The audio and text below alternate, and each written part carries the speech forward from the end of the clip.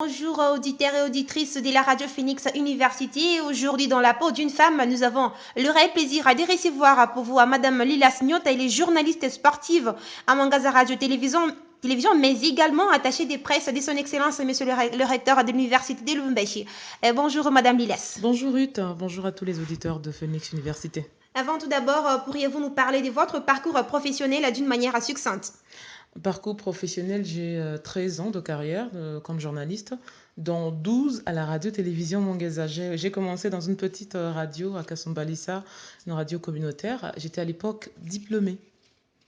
Quelles études aviez-vous faites aux humanités? Et déjà à cette époque-là, pensiez-vous devenir un jour attaché d'un grand corps académique en la personne de Monsieur le recteur? Pas du tout, pas du tout. Je suis diplômée en biochimie et déjà à l'école secondaire, je me voyais dans la peau de médecin. Pour moi, je devais m'inscrire dans ce secteur-là, aider la population, servir la population, venir en aide aux malades. Parce que, en fait, dans le quartier, déjà, quand je voyais quelqu'un qui est blessé, j'étais prête à aller vers cette personne pour lui donner les premiers secours. Voilà, quel a toujours été votre plus grand rêve? Je ne sais pas si celui de médecin en fait partie et comment l'aviez-vous réalisé ou que comptez-vous faire pour que ce rêve soit matériel? En fait, il y a plusieurs rêves en fait. On a plusieurs rêves. Déjà, en tant que médecin, je ne m'arrêterai pas là. Je veux rentrer aux études. Je ferai le tout pour rentrer aux études, soit en médecine ou encore à l'ISTEM, mais pour participer justement à ce secteur-là, à ce métier noble, soigner, redonner vie à ceux qui n'en ont plus ou qui ont perdu espoir. Mais aussi, après quand je suis venue dans la presse, en tant que diplômée, j'ai appris sous l'État et je me suis inscrite directement au SIC. Je rêvais devenir une grande journaliste et je crois que je l'ai atteint à travers le travail. J'ai beaucoup travaillé, déjà en tant qu'étudiante à l'époque, très jeune, je combinais les deux. J'ai beaucoup travaillé et je suis parvenue à ça. Voilà. On va monter, on peut continuer, on va monter. Et voilà, je suis parvenue juste. On avait commencé par où? Euh, Voilà, je suis parvenue à ce rêve-là de devenir une grande journaliste à travers le travail et aussi à voyager, à découvrir le monde, à découvrir ce qui se passe ailleurs. Et je suis parvenue à ça. Mais aussi, l'autre rêve, c'est le target. Il y a plusieurs rêves, on ne peut pas tout dire ici, mais l'idéal, c'est de grandir, de devenir une grande dame, de gérer une grande entreprise que je pourrais créer ou une entreprise qui existe. Pourquoi pas être un jour recteur d'une grande université de la RDC? Pourquoi pas l'UNILOU? Euh, Madame Diaz, s'il faudrait revenir aux études, vu vos responsabilités actuelles, il faudrait, je ne sais pas, sacrifier cela parce que ça exige votre présence en permanence. Et si vous avez comment je vais dire, une présence permanente, et s'il faudrait retourner aux études, vous devez sacrifier vos responsabilités. Pas du tout, pas du tout. Ça demande l'organisation. J'ai appris à cumuler depuis très jeune. Je n'avais que 19 ans à l'époque. J'étais en même temps étudiante et journaliste à la radio-télévision Mwangaza de l'époque. Maintenant, on est en service minimum.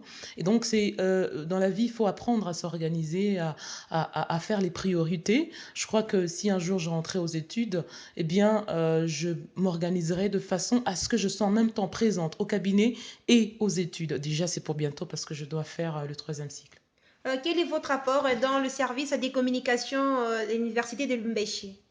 euh, redonner encore plus une image. Moi, je m'y mets, je m'engage dans une idéologie de gérer l'image de l'Université de Lubumbashi. Pas communiquer pour communiquer, mais bien communiquer et communiquer sur une image positive de l'Université de Lubumbashi. Et c'est un travail qui se fait d'abord en amont, en interne, et puis en externe, aller communiquer à la population. Parce que si un travail n'est pas fait, on risque de mal communiquer et de communiquer en défaveur de l'Université de Lubumbashi. Et donc le travail, il est fait en interne à travers une séance, une descente sur le terrain pour regarder tout le patrimoine de l'Université de Lubumbashi, mettre en symbiose toutes les parties prenantes, ça veut dire toutes les facultés, toutes les écoles et tout celui qui travaille pour cet alma mater. Pourquoi pas les anciens qu'on appelle les alumni, les alumni, anciens qu'à sa part, on doit aussi les prendre, les mettre dans cette gestion parce qu'ils font partie de cette mère nourricière qui a plus de 60 ans et ils peuvent la nourrir finalement parce que quand on parle de projet, par exemple, Unilou 2, on a besoin de l'apport de tous. Et moi, je voudrais avoir cette banque de données de tous les Cassapars, ils sont des milliers à travers le monde, avoir tous ces Cassapars pour qu'ils apportent apportent finalement leur contribution cette chose. Voilà. Madame Ilias, au mois de décembre dernier, il a plu à monsieur le recteur de l'université de vous confier la tâche de son attaché de presse. Vous attendiez, est-ce que cette nomination, vous l'attendiez ou bien?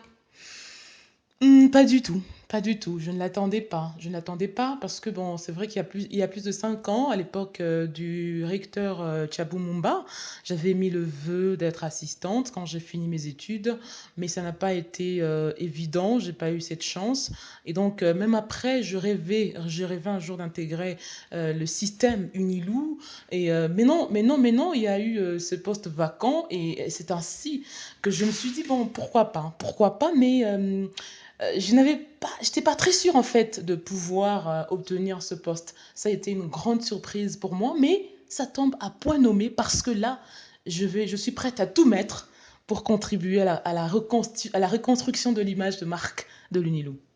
Madame Ilias, actuellement, on a remarqué qu'on ne retrouve pas suffisamment de femmes dans les administrations ainsi que des institutions.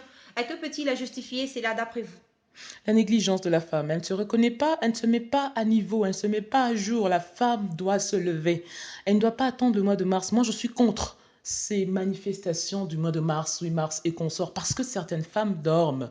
Elles dorment pendant 11 mois, elles se réveillent seulement au mois de mars pour dire que voilà, on est femme, on réclame la majorité, on demande. Non, mais on ne peut pas demander, on doit mériter. On doit mériter cette parité, pardon, on doit mériter la parité justement. On doit travailler, on doit se mettre à niveau. Aujourd'hui, le monde aujourd'hui, si on est licencié, on ne peut pas s'arrêter là. Il faut continuer. Il faut continuer à apprendre, à étudier, à lire, à faire des recherches et à apporter sa contribution pour être au rendez-vous de la science. Avant de boucler complètement, avez-vous un message à lancer à toutes les femmes qui vous écoutent en ces instants sur la radio Phoenix? En commençant par celle qui me pose des questions, Ruth. Je te demande de beaucoup travailler parce que moi, j'ai été comme toi, étudiante et journaliste. D'ailleurs, ma première année, je l'ai fait comme bénévole. Je crois que c'est ça que tu fais aussi. Et donc, faut pas Effectivement. baisser les bras. Voilà, faut pas baisser les bras. Le bénévolat, un jour, ça paye. Demain, ça paye. Les volunteers, c'est pas dans notre culture, mais je crois que c'est en train d'entrer avec les job students. Maintenant, il y a beaucoup d'étudiants qui s'adonnent au travail pendant ils sont sur le banc de l'école. Et donc, allez, move forward, comme disent les Anglais. Et à toutes les femmes qui m'écoutent, allez de l'avant, travaillez, prenez-vous en charge. Vous êtes élève, étudiante, vous êtes travailleuse dans votre milieu professionnel, même si vous vous sentez bloqué, eh bien, n'hésitez pas à poser des questions à vos aînés, hommes comme femmes. Évitez la discrimination. Hommes comme femmes, vous pouvez poser des questions, pour vous poser avoir des renseignements pour évoluer, pour se mettre à niveau, pour faire comme les autres. Comme les autres, je ne dis pas que les hommes, comme ces femmes qui ont réussi, comme ces hommes, évidemment, qui ont aussi réussi.